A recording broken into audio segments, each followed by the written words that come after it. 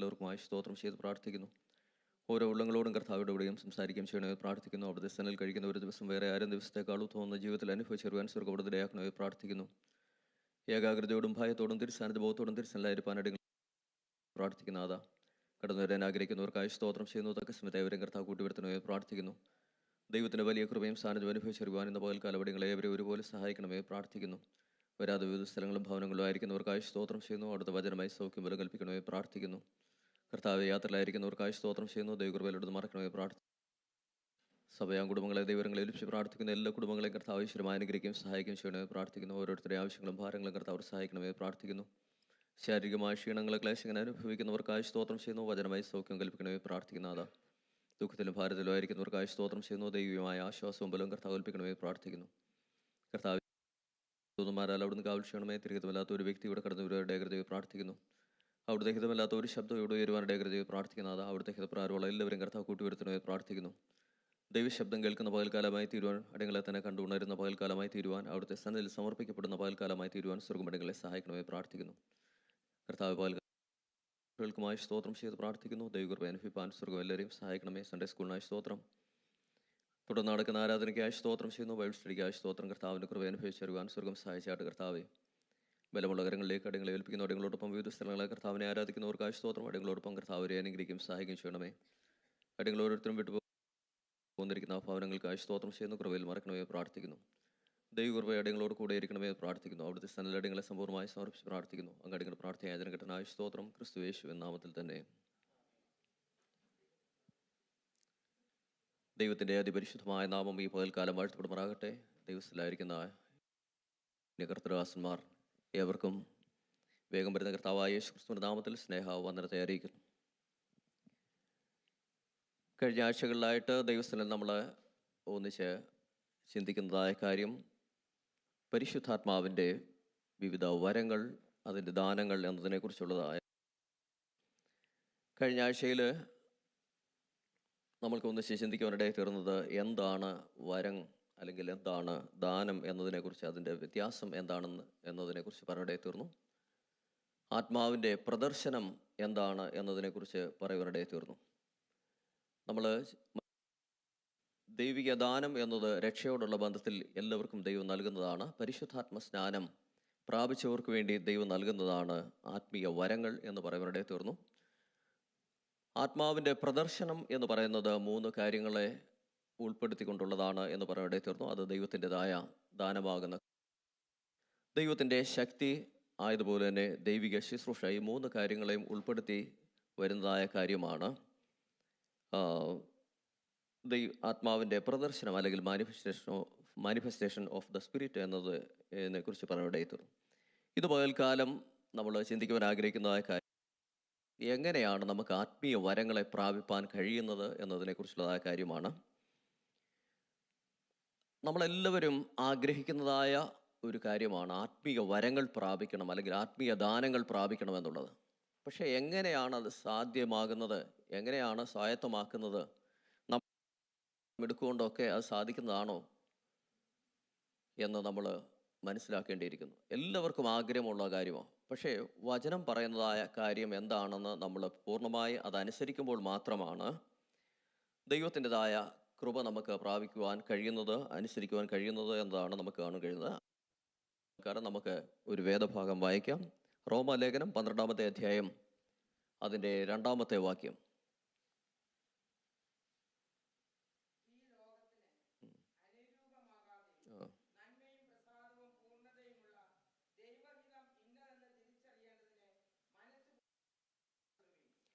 വളരെ പരിചയമുള്ളതായ ഒരു വേദഭാഗമാണ്, ഒരു വാക്യമാണ് നമ്മൾ വായിക്കുവാനിടയിൽ തീർന്നത്. ഈ ലോകത്തിന് അനുരൂപരാകാതെ നന്മയും പ്രസാദവും പൂർണ്ണതയുമുള്ള ഹിതം ഇന്നതെന്ന് തിരിച്ചറിയേണ്ടതിന് മനസ്സ് പുതുക്കി രൂപാന്തരപ്പെടുവിൻ. അപ്പോൾ ദൈവകൃപ പ്രാപിപ്പാൻ വേണ്ടി നമ്മൾ ചെയ്യേണ്ട കാര്യം എന്താണെന്ന് അപ്പോസ്തലനായ പൗലോസ് വളരെ വ്യക്തമായിട്ട് ഇവിടെ നമ്മൾ പഠിപ്പിക്കുകയാണ്. അവിടെ ചില കാര്യങ്ങൾ പ്രത്യേകാലം എടുത്ത് പറയുന്നു. ഒന്നാമത് ഈ വാക്യത്തിൽ പറയുന്നത്, നിങ്ങൾ ലോകത്തിന് എന്താകരുത്, അനുരൂപരാകരുത്. അപ്പോസ്തലനായ പൗലോസ് രണ്ട് പദങ്ങൾ, രണ്ട് വാക്കുകൾ നമ്മളെ പരിചയപ്പെടുത്തുന്നു. ഒന്ന് നെഗറ്റീവ് അർത്ഥത്തിലുള്ളതാണ്, ഒന്ന് പോസിറ്റീവ് അർത്ഥം. ഒന്നാമത് പറയുന്ന കാര്യം എന്ന് പറയുന്നത്, നിങ്ങൾ എന്ത് ചെയ്യരുത്, അനുരൂപരാകരുത് എന്നാണ് പറയുന്നത്. രണ്ടാമത് പറയുന്നത് എന്താണ്? ഇവിടെ പറയുന്നത് നന്മയും പ്രസാദവും പൂർണ്ണതയുമുള്ള ദൈവഹിതം ഇന്നതെന്ന് തിരിച്ചറിയുവാൻ എന്ത് ചെയ്യണം? മനസ്സ് പുതുക്കുക, റിന്യൂവൽ ഓഫ് അവർ മൈൻഡ്. ഒന്ന്, ഫ്രോം ദ വേൾഡ്, ലോകത്തോട് നിങ്ങൾ എന്ത് ചെയ്യരുത്, അനുരൂപരാകരുത്. രണ്ടാമത്തെ കാര്യം, നിങ്ങളുടെ മനസ്സിനെ നിങ്ങൾ എന്ത് ചെയ്യണം, പുതുക്കണം. ഈ രണ്ട് കാര്യമാണ് പ്രധാനമായി പറയുന്നത്. അപ്പോൾ അവിടെ നമുക്ക് മനസ്സിലാക്കാൻ കഴിയുന്ന മറ്റൊരു കാര്യം എന്ന് പറയുന്നത്, ഈ രണ്ട് കാര്യങ്ങൾ ചെയ്യുമ്പോൾ ആണ് നമുക്ക് എന്ത് ചെയ്യുന്നത്, ദൈവത്തിൻ്റെ പ്രസാദം പ്രാപിപ്പാൻ കഴിയുന്നത്. ആ ദൈവിക പ്രസാദത്തിൽ എന്തെല്ലാം കാര്യങ്ങളാണ് ഉൾക്കൊള്ളുന്നതെന്നാണ് അവിടെ വീണ്ടും ആ വാക്യത്തിൽ പറയുന്നത്. ഒന്ന്, നന്മയും പ്രസാദവും പൂർണ്ണതയും. അപ്പോൾ മൂന്ന് കാര്യങ്ങളാണ് ദൈവഹിതത്തിനകത്തുള്ളത്. ദൈവഹിതത്തിന് നാം അനുരൂപരാകുമ്പോൾ, ദൈവഹിതത്തിനൊത്തുമ്പോൾ നമുക്ക് ലഭിക്കുന്ന മൂന്ന് കാര്യങ്ങളാണ്. ഒന്ന്, ദൈവത്തിൻ്റെ നന്മ, ഗുഡ്നെസ്. രണ്ട്, ദൈവത്തിൻ്റെതായ അക്സെപ്റ്റൻസ് അല്ലെങ്കിൽ പ്രസാദം. മൂന്നാമത്തെ കാര്യം എന്ന് പറയുന്നത് ദൈവത്തിൻ്റെതായ അപൂർണത. ഈ മൂന്ന് കാര്യങ്ങൾ ദൈവഹിതത്തിലുണ്ട്. അപ്പോൾ ദൈവഹിതം എന്താണെന്ന് നമ്മൾ തിരിച്ചറിയുകയാണ് കാര്യം എന്നുള്ളതാണ് നമ്മൾ മനസ്സിലാക്കേണ്ടത്. ഇനിയും ഇവിടെ നമ്മൾ വായിച്ചതായ ഈ വാക്യത്തിൽ രണ്ട് പരമപ്രധാനമായ കാര്യങ്ങൾ പറയുന്നു. ഞാൻ പറഞ്ഞു, ഒന്ന് നെഗറ്റീവായിട്ടുള്ള ഒരു ആസ്പെക്റ്റ് പറഞ്ഞു, അത് ലോകത്തിന് നിങ്ങൾ എന്ത് ചെയ്യരുത്, അനുരൂപരാകരുത്. രണ്ടാമത്തെ കാര്യം പറഞ്ഞു, നിങ്ങൾ എന്ത് ചെയ്യണം, മനസ്സ് പുതുക്കി രൂപാന്തരപ്പെടണം, renewal of mind and also transformation. ഈ രണ്ട് കാര്യങ്ങളാണ് അവിടെ പറയുന്നത്. അപ്പോൾ എന്തുകൊണ്ടാണ് ഒരു വ്യക്തി ലോകത്തോട് അനുരൂപനാകുന്നത് അല്ലെങ്കിൽ അനുരൂപപ്പെടുന്നത് എന്നതിനെക്കുറിച്ച് നമ്മൾ മനസ്സിലാക്കേണ്ടിയിരിക്കുന്നു. ഇതിനോടുള്ള ബന്ധത്തിൽ നമ്മൾ ചിന്തിക്കുകയാണെങ്കിൽ നമുക്ക് കാണാൻ കഴിയുന്നതായ കാര്യം എന്ന് പറയുന്നത്, നമ്മളുടെ ജീവിതത്തിൽ പലപ്പോഴും ആത്മീയമായ മന്ദത അല്ലെങ്കിൽ ആത്മീയ ഉറക്കം, ആലസ്യം കടന്നു വരുമ്പോഴാണ് നമ്മൾ എന്തായിത്തീരുന്നതെന്ന് അറിയുമോ? നാം അറിയാതെ ലോകത്തിലേക്ക് പോകുവാനിടയിത്തീരുന്നത്, ലോകത്തിന് അനുരൂപരായി തീരുന്നത് എന്നാണ് നമുക്ക് മനസ്സിലാക്കുവാൻ കഴിയുന്നത്. അപ്പോൾ എന്താണ് ആത്മീയമായി വളർച്ച പ്രാപിച്ചതായ അല്ലെങ്കിൽ പുരോഗമനം പ്രാപിച്ചതായ ആളുകൾ ലോകത്തിൻ്റെതായ ഗതിയിലേക്ക് ഇറങ്ങിപ്പോകുമ്പോൾ സംഭവിക്കുന്നത് എന്ന് ചോദിച്ചു കഴിഞ്ഞാൽ, അവർ ലോകത്തിന് എന്ത് ചെയ്യുക, അനുരൂപരായി തീരുക എന്ന് പറയും. അപ്പോൾ ലോകത്തിന് അനുരൂപരാകുക, കൺഫോം ടു ദ വേൾഡ് എന്ന് പറഞ്ഞു കഴിയുമ്പോൾ അതൊരു സ്റ്റാറ്റസാണ്, അതൊരു പദവിയാണ് എന്ന് പറഞ്ഞു കഴിഞ്ഞാൽ ആത്മീയ വിഷയങ്ങൾക്ക് താല്പര്യമില്ലാത്തതായ ഒരനുഭവം, ആത്മീയമായി മന്ദത പ്രാപിച്ചതായ ഒരനുഭവം, ആത്മീയ വിഷയങ്ങൾക്കൊന്നിനും നമ്മൾക്ക് ഉത്സാഹമില്ലാത്തതായ ഒരനുഭവം. ഈ അനുഭവം നമ്മുടെ ജീവിതത്തിലേക്ക് കടന്നു വരുമ്പോഴാണ് നമ്മൾ അറിയാതെ തന്നെ നമ്മളുടെ അശ്രദ്ധ കൊണ്ട് നമ്മൾ എന്ത് ചെയ്യുന്നു, ലോകത്തിന് അനുരൂപരായിത്തീരുന്നത്. അനുരൂപരാകുക അല്ലെങ്കിൽ കൺഫോം എന്ന് പറയുന്നത് അതൊരു തെറ്റായ പദമല്ല. പക്ഷേ ലോകത്തിന് അനുരൂപരാകരുത് എന്നാണ് ദൈവത്തിൻ്റെ വചനം നമ്മെ പഠിപ്പിക്കുന്നത്. ലോകത്തിന് അനുരൂപരാകുമ്പോൾ നമ്മളുടെ ജീവിതത്തിൽ സംഭവിക്കുന്നതായ കാര്യം എന്ന് പറയുന്നത്, നമ്മളുടെ ജീവിതത്തിൽ നമ്മൾക്ക് ആത്മീയ ക്ഷീണം സംഭവിക്കുകയാണ് പ്രധാനമായിട്ട് സംഭവിക്കുന്നത്. എന്തുകൊണ്ടാണ് ഒരുവൻ ലോകത്തിന് അനുരൂപനാകുന്നത് എന്ന് ചോദിക്കുമ്പോൾ നമുക്ക് മനസ്സിലാക്കുവാൻ കഴിയുന്നതായ കാര്യം എന്ന് പറയുന്നത്, അനിയന്ത്രിതമായ അല്ലെങ്കിൽ നിയന്ത്രിക്കുവാൻ കഴിയാത്തതായ പാപത്തിലോ പാപത്തിൻ്റെ ചിന്തയിലോ ഒരു വ്യക്തി കടക്കുമ്പോഴാണ് അവന് ദൈവത്തോടുള്ളതായ ബന്ധം കുറയുന്നത്, ദൈവവുമായിട്ടുള്ള കൂട്ടായ്മ കുറയുവാനിടയിത്തീരുന്നത്. ദൈവത്തിൻ്റെതായ സന്നിധിയിൽ നിന്ന് അവന് അകലുവാനിടയിത്തീരുന്നത്. ഞാൻ പറയുന്ന കാര്യം എന്ന് പറയുന്നത്, എന്തുകൊണ്ടാണ് ഒരു വ്യക്തി ലോകത്തിന് അനുരൂപനാകുന്നത് എന്നതിനെക്കുറിച്ചാണ് ഞാൻ പറയുന്നത്. ലോകത്തിന് അനുരൂപനാകുക എന്ന് പറയുന്നത് നമ്മളുടെ ജീവിതത്തിൽ വരുന്നതായ ഒരു സ്റ്റാറ്റസാണ്, ഒരു പദവിയാണ് എന്ന് പറഞ്ഞു കഴിഞ്ഞാൽ, ആത്മീയ വിഷയങ്ങളെക്കുറിച്ച് നമുക്ക് താല്പര്യമില്ലാത്തതായ മന്ദീഭവിച്ചതായ ഒരു അനുഭവം. അപ്പോൾ തന്നെ നമുക്ക് ആത്മീയമായ കൂട്ടായ്മകളിൽ പങ്കെടുക്കാം, നമുക്ക് പ്രസംഗിക്കാം, നമുക്ക് പാടാം, നമുക്ക് അന്യഭാഷ പറയാം, നമുക്ക് റിലീജിയസ് ആയിട്ട് ഒക്കെ നമുക്ക് പ്രവർത്തിക്കുവാൻ കഴിയും. എന്നാൽ നമുക്ക് ദൈവത്തോടുള്ളതായ ബന്ധത്തിൽ, ദൈവവുമായിട്ടുള്ള ബന്ധത്തിൽ, ദൈവത്തോടുള്ള കൂട്ടായ്മയിൽ നമ്മൾ അകന്നു പോകുന്നതായ ഒരു അനുഭവം നമ്മുടെ ജീവിതത്തിൽ കടന്നു വരുവാനായിത്തീരും. അതാണ് നമ്മളുടെ ജീവിതത്തിൽ ഉണ്ടാകുന്നതായ ആത്മീയ മന്ദത അല്ലെങ്കിൽ ആത്മീയ ക്ഷീണം എന്ന് പറയുന്നത്. എന്തുകൊണ്ടാണ് ഒരു വ്യക്തിയുടെ ജീവിതത്തിൽ ആത്മീയ ക്ഷീണം സംഭവിക്കുന്നത് അല്ലെങ്കിൽ ആത്മീയ മന്ദത സംഭവിക്കുന്നത് എന്ന് ചോദിച്ചു കഴിഞ്ഞാൽ അശ്രദ്ധ കൊണ്ടാണ് അത് സംഭവിക്കുന്നത്. എന്ന് പറഞ്ഞാൽ നിങ്ങൾ ചോദിക്കുക, എന്താണ് അശ്രദ്ധ? അശ്രദ്ധ എന്ന് പറയുന്നത് ദൈവത്തിൻ്റെ വചനം വായിക്കാതിരിക്കുക, ദൈവത്തിൻ്റെ വചനം വേണ്ടതുപോലെ ഗ്രഹിക്കാതിരിക്കുക, ദൈവസന്നിധിയിൽ പ്രാർത്ഥിക്കാതിരിക്കുക, ദൈവസന്നിധിയിൽ ദൈവത്തെ ആരാധിക്കാതിരിക്കുക. ഈ കാര്യങ്ങൾ നമ്മുടെ ജീവിതത്തിൽ വിഘ്നം സംഭവിക്കുമ്പോൾ, തടസ്സം സംഭവിക്കുമ്പോൾ നമ്മൾ അറിയാതെ ലോകത്തിനും ലോകത്തിൻ്റെതായ മോഹങ്ങൾക്കും ഇമ്പങ്ങൾക്കും അടിമപ്പെട്ട് ലോകത്തിൻ്റെതായ വഴികളിലേക്ക് നമ്മൾ യാത്ര ചെയ്യുവാനിടയെത്തീരും. ഇതിന് കാരണമായി തീരുന്നതെന്ന് പറയുന്നത് നമ്മുടെ ജീവിതത്തിൽ ദൈവത്തെക്കുറിച്ചുള്ളതായ നമ്മുടെ ഭയം നഷ്ടപ്പെടുന്നതിൻ്റെ ഫലമായിട്ട് പാപചിന്തകൾ കടന്നു വരുന്നു, അല്ലെങ്കിൽ പാപത്തിൻ്റെതായ പ്രവൃത്തികൾ കടന്നു വരുന്നു. പാപത്തിൻ്റെതായ ചിന്തയോ പാപത്തിൻ്റെതായ പ്രവൃത്തികളോ നമ്മുടെ ജീവിതത്തിലേക്ക് കടന്നു വരുമ്പോൾ നമ്മൾ ദൈവത്തോടുള്ളതായ ആ ബന്ധം നമ്മിൽ നിന്ന് കുറയുകയാണ് ചെയ്യുന്നത്, അല്ലെങ്കിൽ ദൈവത്തിൽ നിന്ന് നമ്മൾ അകലുകയാണ് ചെയ്യുന്നത്.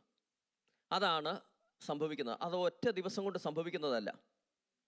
അത് ഗ്രാജുവലായിട്ട് സാവധാനമായിട്ട് നമ്മുടെ ജീവിതത്തിൽ കടന്നു വരുന്നതായ കാര്യമാണ് ആത്മീയമായ ക്ഷീണം, ആത്മീയമായ മന്ദത എന്ന് പറയുന്നത്.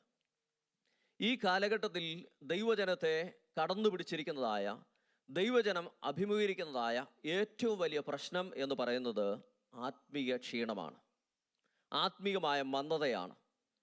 അപ്പോൾ തന്നെ നമ്മൾക്ക് പറയാൻ കഴിയും നമ്മളെല്ലാവരും റിലീജിയസ് ആളുകളാണെന്നുള്ള കാര്യം നമുക്ക് പറയാൻ കഴിയും. എന്ന് പറഞ്ഞു കഴിഞ്ഞാൽ നമ്മളെല്ലാ ആക്ടിവിറ്റീസിലും നമ്മൾ എന്ത് ചെയ്യുന്നുണ്ട്? പങ്കെടുക്കുന്നുണ്ട്. എല്ലാ കാര്യങ്ങളിലും നമ്മൾ മുൻപന്തിയിൽ തന്നെയാണ്. പക്ഷേ ദൈവത്തോടുള്ള നമ്മുടെ സ്നേഹം, ദൈവത്തോടുള്ള നമ്മുടെ കമ്മ്യൂണിയൻ, ദൈവത്തോടുള്ള നമ്മുടെ ഫെലോഷിപ്പ്, ദൈവത്തോടുള്ള നമ്മുടെ കൂട്ടായ്മ, ഇതിനെന്ത് സംഭവിച്ചിരിക്കുന്നതെന്ന് അറിയാമോ? നമ്മുടെ ഹൃദയത്തിൽ തന്നെ ഒരു വലിയ അകൽച്ച സംഭവിച്ചിരിക്കുന്നു. ഇതാണ് ഈ കാലഘട്ടത്തിൽ കർത്താവിൻ്റെ വരവ് ഏറ്റവും ആസന്നമായിരിക്കുന്നതായ ഈ അന്ത്യസമയത്ത് ദൈവസഭ അല്ലെങ്കിൽ ദൈവത്തിൻ്റെ ജനം നേരിടുന്നതായ ഏറ്റവും വലിയ പ്രശ്നം എന്ന് പറയുന്നത് ആത്മീയമായ ഡ്രൈനെസ് അല്ലെങ്കിൽ ലഥാർജി എന്നതാണ് ദൈവജനം അഭിമുഖീകരിക്കുന്നതായ ഏറ്റവും വലിയ പ്രശ്നം. അത് പക്ഷേ തിരിച്ചറിയുവാൻ കഴിയാതെ മുന്നോട്ട് പോകുന്നു. അതാണ് പിശാച് വരുത്തുന്നതായ മറ്റൊരു തന്ത്രം എന്ന് പറയുന്നത്. ദൈവത്തിൻ്റെ സന്നിധിയിലായിരിക്കുന്ന ദൈവത്തിൻ്റെ ജനം എൻ്റെ ജീവിതത്തിൽ വന്നിരിക്കുന്നതായ ആത്മീയ മന്ദത, ആത്മീയ ക്ഷീണം, ആത്മീയമായ ഡ്രൈനെസ് അത് തിരിച്ചറിഞ്ഞ് ഞാൻ രൂപാന്തരപ്പെടുന്നില്ല എങ്കിൽ, ഞാൻ മാനസാന്തരപ്പെടുന്നില്ല എങ്കിൽ, ഞാൻ യഥാസ്ഥാനപ്പെടുന്നില്ല എങ്കിൽ, ഞാൻ ദൈവത്തിലേക്ക് അടുക്കുന്നില്ല എങ്കിൽ എനിക്ക് സംഭവിക്കുന്നത് എന്താണെന്നറിയാമോ? ഞാനൊരു സ്റ്റാഗ്നൻ്റ് ആയ അനുഭവത്തിൽ മുന്നോട്ട് പോകാനിടയിത്തീരും. എത്ര കാലം വേണമെങ്കിലും ദൈവം ഈ ലോകത്തിൽ ജീവൻ തരുന്നത് വരെ അല്ലെങ്കിൽ ജീവിതം തരുന്നത് വരെ നമുക്കത് അങ്ങനെ കണ്ടിന്യൂ ചെയ്യാൻ കഴിയും. പക്ഷേ സംഭവിക്കുന്നതായ കാര്യം എന്ന് പറയുന്നത് ദൈവത്തിൽ നിന്നൊന്നും പ്രാപിക്കുവാൻ കഴിയത്തില്ല. ദൈവവുമായിട്ടുള്ള ബന്ധത്തിൽ നമുക്ക് സന്തോഷിക്കുവാൻ കഴിയത്തില്ല. ഈ ലോകത്തിൻ്റെ സന്തോഷം നമുക്ക് പ്രാപിക്കുവാൻ കഴിയും, മറ്റുള്ളവരുടെ സന്തോഷത്തിൽ നമുക്ക് പങ്കുചേരുവാൻ കഴിയും. പക്ഷേ ദൈവത്തിൽ നിന്ന് നമ്മൾക്ക് വ്യക്തിപരമായിട്ട് ഒന്നും പ്രാപിച്ചെടുക്കുവാൻ കഴിയത്തില്ല. അതാണ് സംഭവിക്കുന്നതായ പരാജയം എന്ന് പറയുന്നത്. ആ പരാജയം ജീവിതത്തിലെ ഏറ്റവും വലിയ പരാജയം തന്നെയാണ്. അതുകൊണ്ട് പ്രിയപ്പെട്ടവരെ, നമ്മളുടെ ജീവിതത്തിൽ നമ്മൾ ദൈവത്തിനു വേണ്ടി സമർപ്പിക്കപ്പെട്ടവരും കർത്താവിൻ്റെ രക്തത്താൽ വീണ്ടെടുക്കപ്പെട്ടവരും കർത്താവിലുള്ള വിശ്വാസത്താൽ നമ്മൾ മുദ്രയിടപ്പെട്ടവരും കർത്താവിൻ്റെ മക്കളായി തീർന്നവരുമാണ്. അങ്ങനെയുള്ളവരുടേതായ ജീവിതത്തിൽ ആത്മീയ മന്ദത, ആത്മീയ ക്ഷീണം സംഭവിക്കുമ്പോൾ അത് നമുക്ക് തന്നെ അറിയാം. പക്ഷേ അതിനെ നമ്മൾ വില കൊടുക്കുന്നില്ല എങ്കിൽ, നമ്മൾ അതിനെ വലുതായി കാണുന്നില്ല എങ്കിൽ, അതിന് വാല്യൂ നമ്മൾ കൽപ്പിക്കുന്നില്ല എങ്കിൽ, നമ്മൾ വെള്ളത്തിലെ ആമ്പൽ പോലെ ഇങ്ങനെ എന്ത് ചെയ്തുകൊണ്ടിരിക്കുമെന്നറിയാമോ? പൊങ്ങയും താണും പൊങ്ങയും താണും കാലാവസ്ഥയ്ക്ക് അനുസരിച്ച് അല്ലെങ്കിൽ സാഹചര്യത്തിനനുസരിച്ച് ഇങ്ങനെ പോകുവാനിടയിത്തീരും.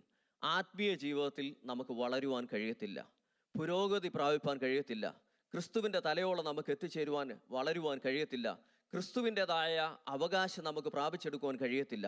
ഇത് ഏറ്റവും വലിയ പരാജയം തന്നെയാണ്. കേവലം ഒരു വിശ്വാസിയായിട്ട് നിലകൊള്ളുവാൻ വേണ്ടി അല്ല ദൈവം നമ്മെ വിളിച്ചത്. പകരം സ്വർഗീയ ഭവനത്തിൻ്റെ അവകാശികളായിട്ടാണ് നമ്മെ വിളിച്ചത്. നമുക്ക് വേണ്ടി സ്വർഗം വെച്ചിരിക്കുന്നതായ അവകാശത്തെ സ്വായത്തമാക്കുവാൻ നമുക്ക് കഴിയാതിരിക്കുന്നത് നമ്മുടെ ആത്മീയ ജീവിതത്തിലെ മന്ദത കൊണ്ടാണ്. അതുകൊണ്ട് ഒന്നാമത് ഞാൻ പറഞ്ഞ കാര്യം എന്ന് പറയുന്നത്, നമ്മുടെ ജീവിതത്തിൽ നമ്മുടെ മനസ്സ് കർത്താവിൽ നിന്ന് അകന്നു പോകുന്നു എന്നതാണ് നമ്മുടെ പരാജയത്തിൻ്റെ ഒന്നാമത്തെ കാരണം. ആയത് നിമിത്തം നമ്മുടെ ജീവിതത്തിലേക്ക് അല്ലെങ്കിൽ നമ്മുടെ മനസ്സിലേക്ക് തെറ്റായ ചിന്തകൾ കടന്നു വരുന്നു.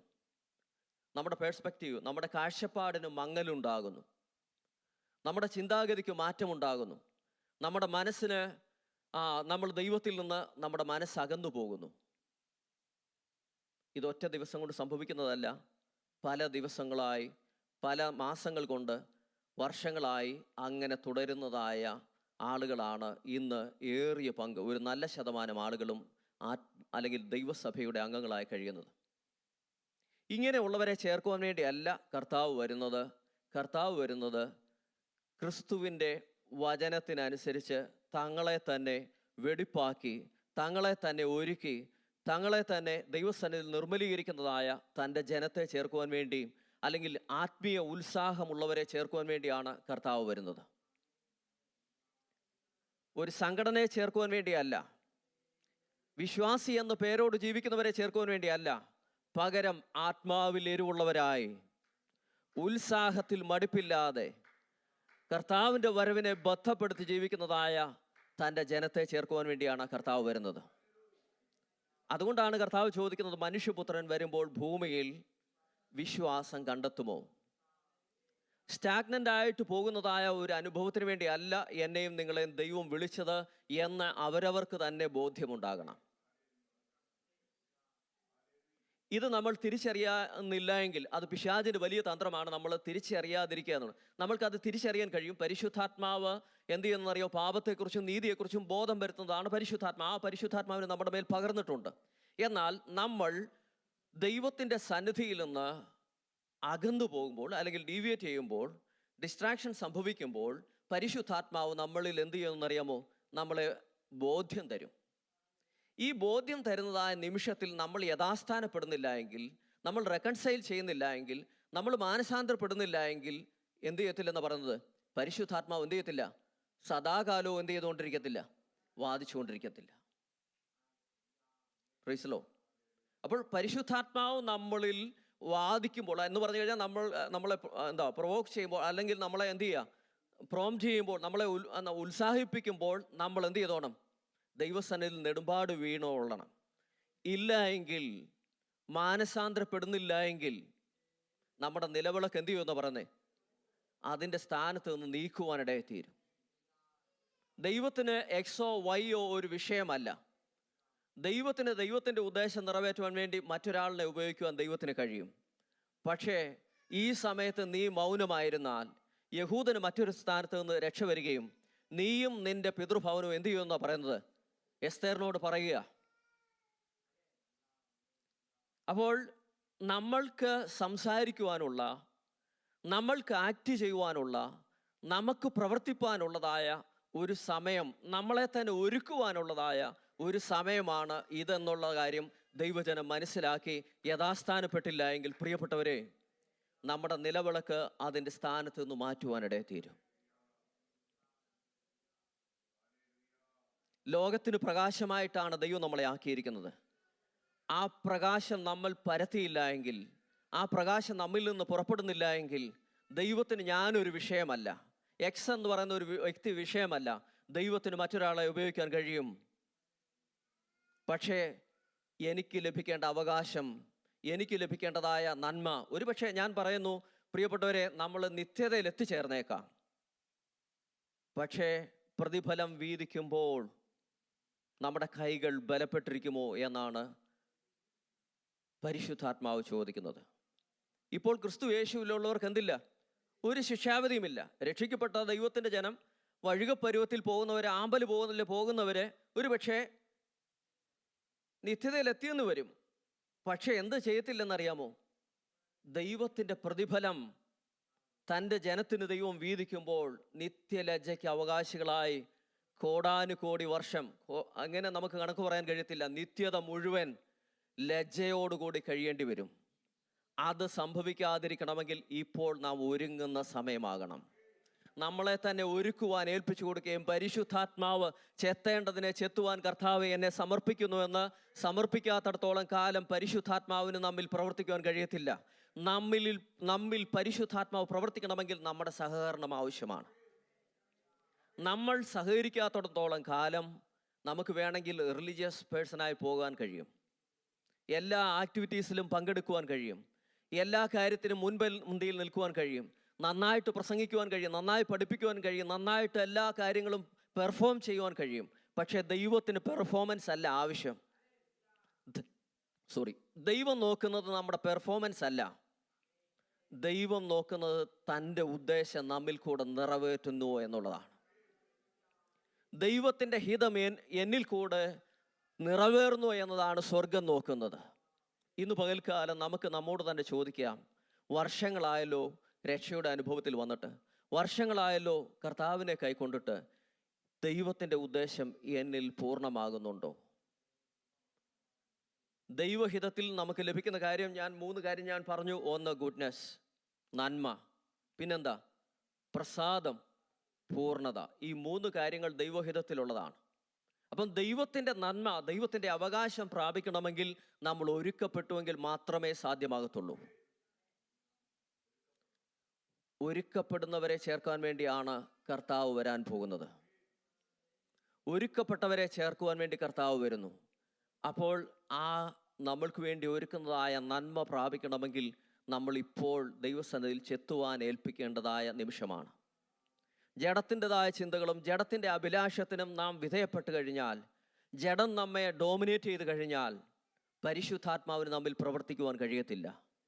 നാം ലോകത്തിന് അനുരൂപരായി, ഈ ലോകത്തിൻ്റെ ഇമ്പം അനുസരിച്ച്, ഈ ലോകത്തിൻ്റെ മോഹമനുസരിച്ച്, ഈ ലോകത്തിൻ്റെ സ്റ്റാറ്റസ് അനുസരിച്ച്, സറൗണ്ടിങ്ങിനനുസരിച്ച് നമുക്ക് നമ്മളെ തന്നെ മെയിൻറ്റെയിൻ ചെയ്തു പോകുവാൻ കഴിയും.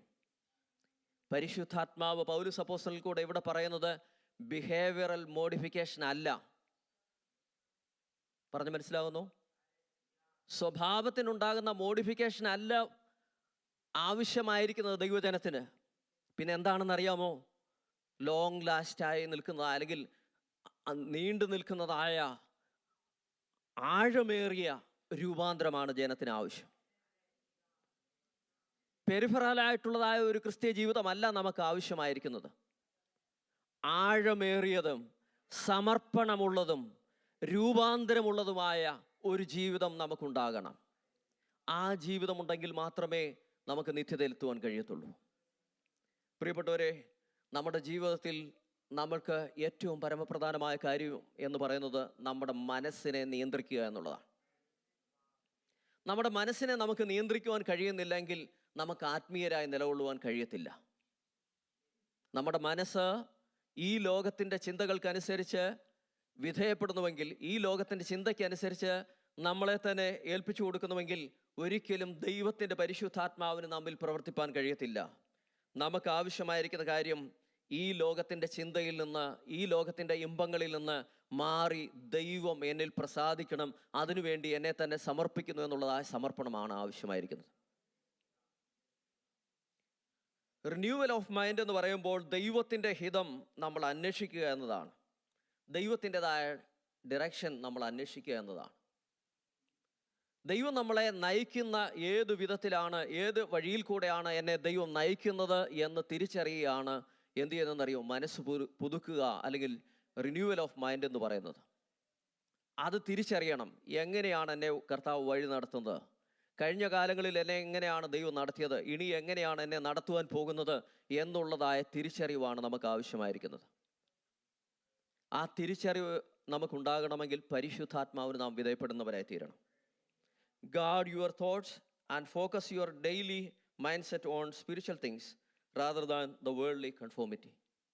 അപ്പോൾ ഇവിടെ ദൈവത്തിൻ്റെ പരിശുദ്ധാത്മാവ് നമ്മളോട് പറയുന്ന കാര്യം എന്ന് പറയുന്നത്, നമ്മുടെ ചിന്തയെ നമ്മൾ ഗാർഡ് ചെയ്യുന്നവരായിരിക്കണം, നമ്മൾ സൂക്ഷിക്കുന്നവരായിരിക്കണം.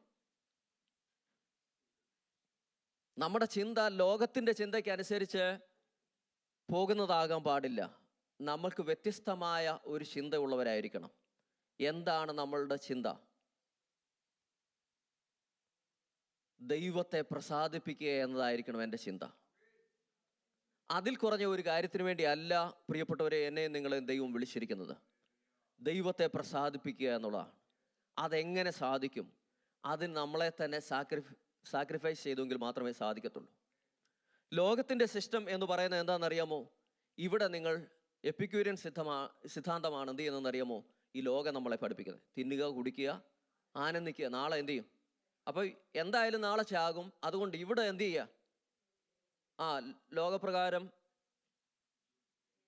എൻജോയ് ചെയ്യുക, തിന്നോ കുടിച്ചോ. അപ്പം നമ്മുടെ ക്രിസ്തുവിനെ കൂടാത്ത എല്ലാ എൻ്റർടൈൻമെൻറ്റും എന്താണെന്നറിയാമോ? ക്രിസ്തുവിനെ കൂടാത്തതായ എൻ്റർടൈൻമെൻ്റ് എല്ലാം എന്താണ്? ലോകത്തിന് അനുരൂപമാകുന്നതിന് ഉദാഹരണമാണ്. പ്രൈസലോ.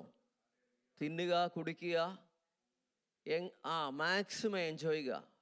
എൻ്റെ ബോസ് ഞാൻ തന്നെ, എൻ്റെ തീരുമാനം ഞാൻ തന്നെ എടുക്കേണ്ടത്, മറ്റൊരാളല്ല. മറ്റൊരാളല്ല എന്നെ നിയന്ത്രിക്കേണ്ടത്. ഈ ചിന്തയെല്ലാം ലോകത്തിന് അനുരൂപരാകുമ്പോൾ ഉണ്ടാകുന്നതാണ്. നമ്മുടെ ബോസ് നമ്മളല്ല. നമ്മുടെ ബോസ് ആരാ? വീണ്ടെടുപ്പ് പ്രാപിച്ച ദൈവജനത്തിൻ്റെ ബോസ് ആരാണെന്നറിയാമോ? പരിശുദ്ധാത്മാവാണ്, കർത്താവായ യേശു ക്രിസ്തുവാണ്. ഞാനല്ല എൻ്റെ തീരുമാനമെടുക്കേണ്ടത്. എൻ്റെ തീരുമാനമെടുത്ത് ഇത് നടത്തിപ്പാണെന്ന് പറയുകയല്ല. അതാണ് നമുക്ക് വന്ന പരാജയം. എൻ്റെ തീരുമാനം ഞാൻ എടുക്കുന്നതിന് മുമ്പേ കർത്താവിൻ്റെ സന്നിധിയിൽ വയ്ക്കുക. കർത്താവേ, അവിടുത്തെ ഹിതത്തിനായി എന്നെ സമർപ്പിക്കുന്നു. അവിടുത്തെ ഹിതം എന്നിൽ വെളിപ്പെടുത്തണമേ. ദൈവം ആഗ്രഹിക്കുന്നത് എന്താണെന്നറിയാമോ? പൗലോസ് അപ്പോസ്തലൻ 1 കൊരിന്ത്യർ ലേഖനം 11-ാം അധ്യായം 2-ാമത്തെ വാക്യത്തിൽ പറയുന്നത് എന്താണെന്നറിയാമോ?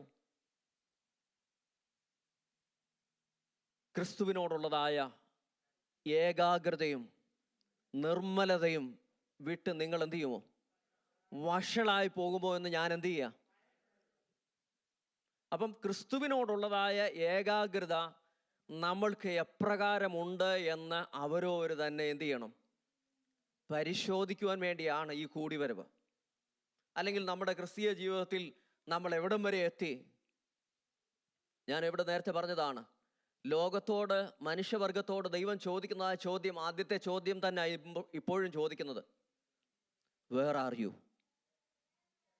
വിശ്വാസിയോട്, രക്ഷിക്കപ്പെട്ട ദൈവപൈതലിനോട് ചോദിക്കുന്നത്, നിന്റെ ആത്മീയ സ്റ്റാറ്റസ് എവിടെയായിരിക്കുന്നു? നീ ഏകാഗ്ര ഹൃദയമുള്ളവനാണോ? ദൈവസന്നിധിയിൽ നിനക്ക് സിംപ്ലിസിറ്റി ഉണ്ടോ എന്നാ ചോദിക്കുന്നത്. ഏകാഗ്ര ഹൃദയമുള്ളവനാണോ എന്നാ ചോദിക്കുന്നത്. 2 ദിനവൃത്താന്തം 14-9 വാക്യത്തിലാണ് ആസാഫിനോട് ഹനാനി എന്ന് പ്രവാചകൻ വന്നിട്ട് ദൈവത്തിൻ്റെ വചനത്തിൽ നിന്ന് പറയുന്നു. എന്താ പറയുന്നതെന്ന് അറിയാമോ? തങ്കൽ ഏകാഗ്ര ചിത്തന്മാരായിരിക്കുന്നവർക്ക് വേണ്ടി തന്നെത്താൻ ബലവാൻ എന്ന് കാണിക്കേണ്ടതിന് യഹോവയുടെ കണ്ണെന്ത് ചെയ്യുന്നു? അപ്പം ദൈവം ബലവാനായി പ്രവർത്തിക്കുന്നത് ആർക്കു വേണ്ടിയാ? പൗലോസ് അപ്പോസ്തലനും എന്നാ പറഞ്ഞത്? നിങ്ങളുടെ ഹൃദയം എങ്ങനെ ആയിരിക്കുന്നുവോ എന്നാ ചോദിക്കുന്നത്. ഏകാഗ്രമായിരിക്കുന്നു എന്ന് പറഞ്ഞാൽ നമ്മുടെ ഹൃദയം ക്രിസ്തുവിൽ ഏകാഗ്രമായിരിക്കുന്നു എന്നാ ചോദിക്കുന്നത്. പല കാര്യത്തിൽ ഒരു കാര്യമായിട്ടല്ല കർത്താവിനെ കാണേണ്ടത്. ജീവിതത്തിൽ പ്രൈമറി ആയിട്ടുള്ള സ്ഥാനം ആർക്കാണെന്നറിയോ? കർത്താവിനായിരിക്കണം. നമ്മളൊക്കെ കൊടുക്കുന്നത് പല കാര്യത്തിൽ ഒരു കാര്യം കർത്താവ്. ഇങ്ങനെയുള്ളവരെ ചേർക്കുവാൻ വേണ്ടിയല്ല. പൗലോസ് കൊരിന്ത്യ ലേഖനത്തിൽ ചോദിക്കുന്ന ആ വാക്യം ഒന്ന് വായിക്കാമോ? 2 കൊരിന്ത്യർ 11-ാമത്തെ വാക്യം.